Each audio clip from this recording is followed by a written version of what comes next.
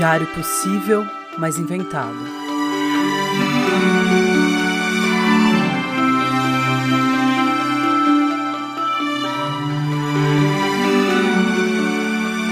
Data: 1º de janeiro de 2023.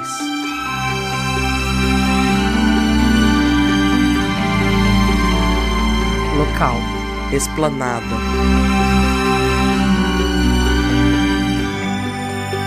Como eu posso descrever? Vou tentar assim. Uma vez eu tava comendo pipoca. Eu adoro pipoca, pipoca é janta sim. E uma casquinha entrou muito dentro do meu dente. Sabe assim quando a casquinha fica entre a gengiva e o dente? Só que eu não percebi, mesmo tendo passado o fio dental, e a casquinha ficou lá. Depois de uns dias, a casquinha começou a incomodar e incomodar bastante. Quer dizer, eu não sabia que era uma casquinha. Eu tô contando isso depois do que aconteceu e hoje eu sei que era uma casquinha. Mas eu achei que era o meu dente colapsando. O certo seria eu dizer: um dia eu comecei a sentir o meu dente incomodando. Ficou muito sensível e doendo. No começo era só aquela dor que a gente acostuma um pouco. Até ficar meio cutucando quando para de perceber a dor, tipo, será que a dor passou do nada? Aí você cutuca e percebe, ah não, a dor ainda tá aqui. Como eu sou uma pessoa cutuquenta, num momento da madrugada eu acordei com o dente latejando e incomodando muito. E eu resolvi cutucar até entender o que era aquilo. Por favor, não tentem isso em casa. É horrível. Mas o fato é que, no meio daquela dor chata, que piorava com eu cutucando às 3 da manhã, de repente ela passou. Como mágica. E eu senti aquela coisinha arredondada, pequena, saindo de um vão onde ela nunca devia ter estado. Coloquei nos meus dedos a casquinha, essa coisa minúscula e incômoda. Escovei os dentes de novo, deitei aliviada. Alívio é uma sensação muito curiosa, paradoxal até, eu diria. Porque para você sentir o enorme prazer, o gozo que é o alívio, você precisa necessariamente antes passar por algo extremamente desagradável, desconfortável, ruim, dolorido mesmo. O sapato apertado retirado depois de um dia de incômodo, aquela mexidinha nos dedos no momento em que se tira o sapato é um pequeno paraíso, que nem tá super apertada para ir pro banheiro com aquela dorzinha no ventre e aí aquela alegria do xixi. Ou enxaqueca que desaparece depois do remédio. Eu acho que é meio assim. O alívio faz a gente se lembrar de como são as coisas na sua mais completa normalidade. Se ele se segue a dor ou a angústia do que a gente não conhece, ele é um lembrete de como é a vida boa, porque a gente se esquece muito fácil do que é o corpo sem dor e a cabeça sem medo ou ansiedade. Agora imagina isso em proporções continentais. Imagina que não é só uma casquinha de pipoca, é um representante do fascismo à brasileira. O dente é o Brasil, o vão é a democracia, e os poucos dias de dor e incômodo são anos. Muitos anos. Não sei se é uma boa metáfora. Aliás, nem sei por que eu estou fazendo uma metáfora se todo mundo sabe exatamente do que eu estou falando. Talvez seja porque eu gosto de colocar grandes conceitos e grandes fatos em exemplos banais como casquinha de pipoca no dente. Porque a vida é feita mais de banalidades do que de grandes fatos. E porque o mal também é meio banal, diria Hannah Arendt. E a gente se acostuma com ele, o que é um perigo imenso. A minha tia Laura, que faz muita falta, tinha uma expressão que ela usava. Não era uma expressão, era só uma palavra. Bigorna. Ela falava bigorna e eu já sabia ao que ela se referia.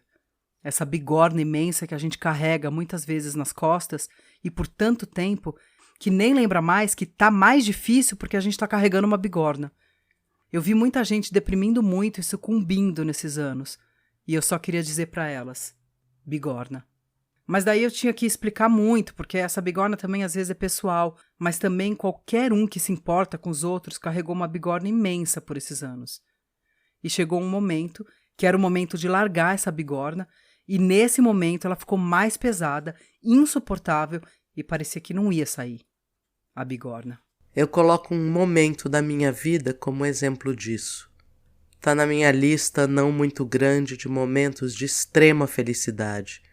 É uma bigorna derrubada. Era 2013 e eu estava há 6 meses fazendo quimioterapia. Todos os meses eu fazia 1000 exames para acompanhar o que estava rolando no meu corpo. Cada ida ao médico me trazia descobertas, nem todas boas. Eu aprendi a ver o que era o câncer espalhado como uma geleia pelo meu peito. Sim, uma geleia, não uma pedra como eu achava. Até que eu fui fazer o último ultrassom antes de ir para a cirurgia. Eu lembro que eu estava péssima, triste, morrendo de medo. Eu lembro também que eu briguei com a Regina antes de entrar pro exame por algum motivo besta. E aí, na mesa do exame, a médica disse: "Não tem mais nada." Refez o exame, alterou a posição. Nada. Quando ela disse isso, "não tem mais nada", eu senti o mundo voltando ao normal. Na verdade, não seria normal nunca mais, mas naquele momento não havia mais nada ameaçando a minha vida. Eu saí da sala e fui encontrar a Regina, que estava brava, fumando lá fora. E o abraço que a gente deu quando eu repeti as palavras "não tem mais nada" tá entre as melhores sensações que eu já tive na vida. Bizarro, né? Eu já pensei muito nisso. Como a felicidade mais absoluta que eu senti aconteceu num momento meio trágico. Não foi numa festa, nem num carnaval, e nem numa paixão avassaladora com seu primeiro beijo. Foi numa mesa de exame de ultrassom. Chega um tempo em que não se diz mais "meu Deus", tempo de absoluta depuração. Tempo em que não se diz mais "meu amor", porque o amor resultou inútil. E os olhos não choram, e as mãos tecem apenas o rude trabalho, e o coração está seco. Em vão mulheres batem a porta, não abrirás. Ficaste sozinho, a luz apagou-se, mas na sombra teus olhos resplandecem enormes. És todo certeza, já não sabes sofrer, e nada esperas de teus amigos. Pouco importa vem a velhice. O que é a velhice?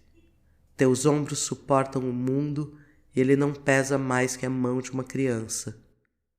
As guerras, as fomes, as discussões dentro dos edifícios provam apenas que a vida prossegue e nem todos se libertaram ainda. Alguns, achando bárbaro o espetáculo, prefeririam, os delicados, morrer. Chegou um tempo em que não adianta morrer.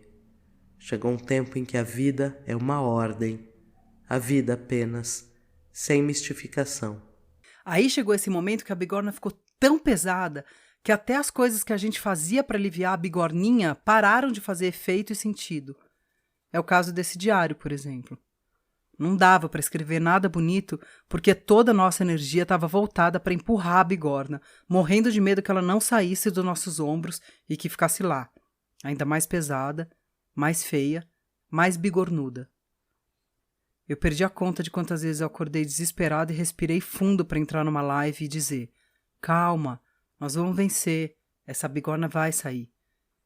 E por dentro, sem nenhuma certeza, sem energia, só o puro desespero e a força descomunal que o desespero dá. E a bigorna lá. Não estou dizendo que meu esforço foi maior do que de qualquer outra pessoa. Eu sei que cada um deu um empurrãozinho para jogar a bigorna longe. Mais exatamente, 60.345.999 empurrõezinhos. Ou melhor, 60.345.998 votos e o meu. Se não tivesse meu voto, teria alguma importância? Bom, para mim teria. Tem uma historinha que eu acho que ilustra bem isso. Eu vou meio tirar do contexto, mas para isso servem também as histórias.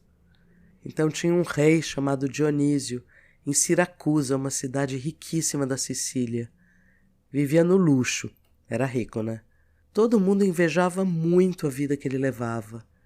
Principalmente um cara chamado Damocles, que era amigo do Dionísio.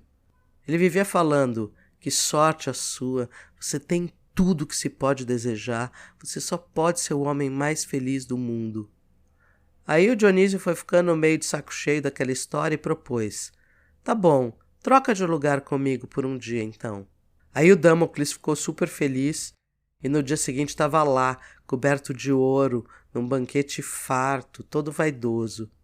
Até ele perceber que sobre a sua cabeça pendia uma espada enorme que estava presa apenas por um único fio de crina de cavalo.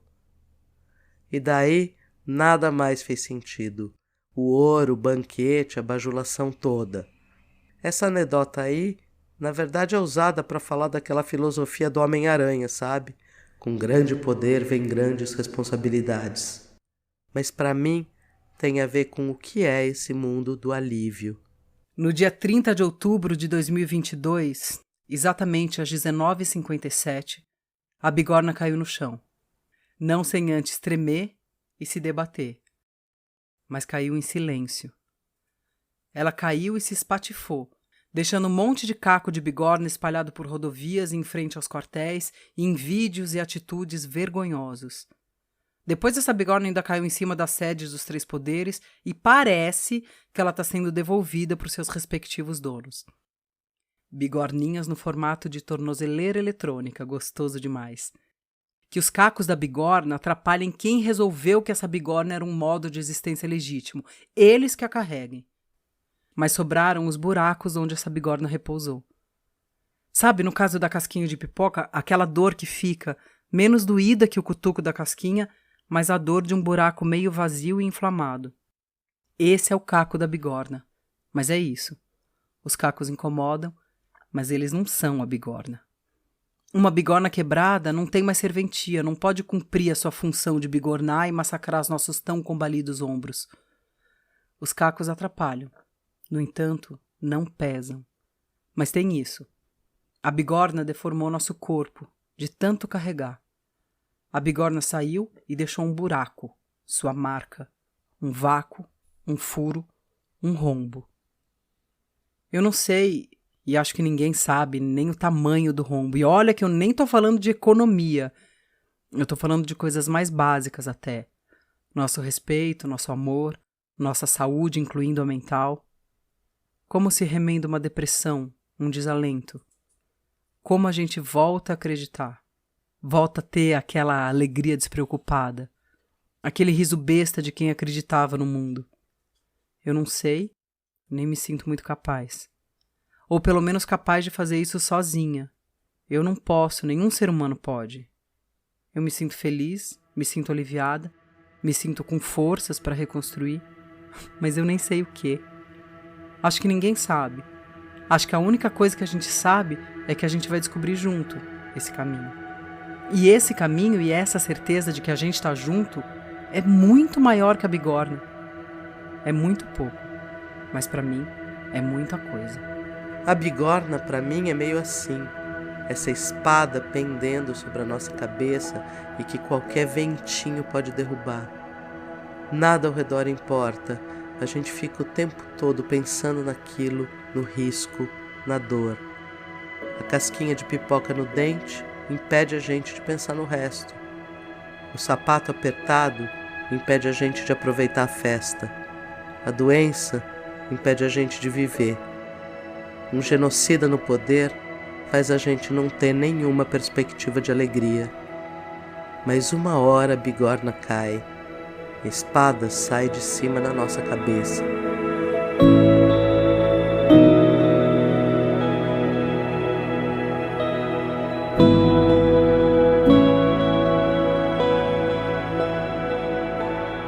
A médica fala, não tem mais nada. E aí, o mundo se refaz.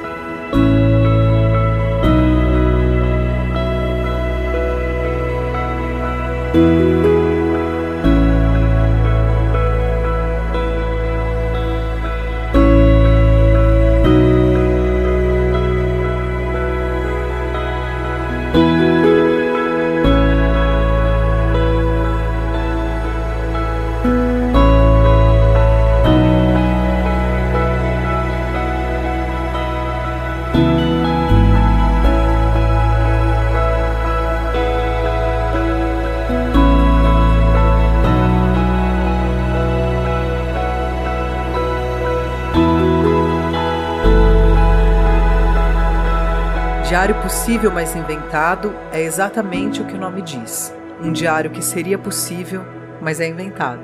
Se você quiser contribuir com o nosso projeto, Você pode mandar um pix de qualquer valor para anaroxo com 2x@gmail.com. E para saber mais, entra lá em diariopossível.com. E você, tem uma bigorna só sua?